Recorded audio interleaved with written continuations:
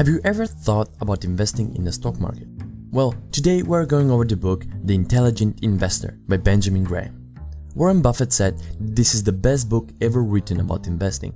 Buffett read this book when he was 19, went to Columbia University, and Benjamin became his teacher. So, if the richest man on the planet says that the book is a great read, I think it's worth investing your time in the book. Get it? Investing your time. Okay, first, you need to understand what investing actually is. All you need to know to get started is that there are three big types of investments called asset classes, and they are stocks, bonds, and cash. Stock is just ownership in a company, and there are two ways to make or lose money in the stock market. You see, when you own a stock, you actually own a piece of a company, and as the value of the company increases, the stock price goes up. But if the value of the company decreases, the stock price goes down as well. These ups and downs determine the amount of profit or loss.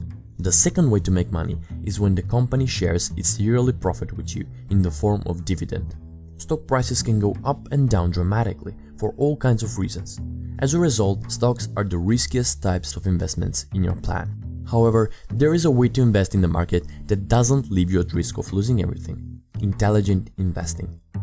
There is a lot of money to be made through investing, but also a lot to lose. Finance history is full of stories of investors like Warren Buffett who, by investing in the right companies, earned vast amounts of money in return. And there are just as many, if not more, stories of misfortune in which people place the wrong bets and end up losing it all. There are three principles that apply to all intelligent investors.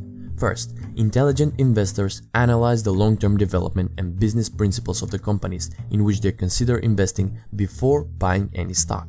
A stock's long-term value is not arbitrary, rather it depends directly on how well the company behind it performs. So be sure to examine the company's financial structure, the quality of its management, and whether it pays steady dividends. Intelligent investors use thorough analysis in order to secure safe and steady returns. This is very different from speculating, in which investors focus on short-term gains made possible by market fluctuations. Speculations are thus very risky, simply because nobody can predict the future. For example, a speculator might hear a rumor that Apple will soon release a new hit product and would then be motivated to buy lots of Apple stocks. If he's lucky, then this knowledge will pay off and he'll make money. If he's unlucky and the rumor proves wrong, then he stands to lose a lot. In contrast, intelligent investors focus on pricing. These investors buy stock only when its price is below its intrinsic value. Don't fall into the trap of only looking at short-term earnings. Look instead at the big picture by examining the company's financial history.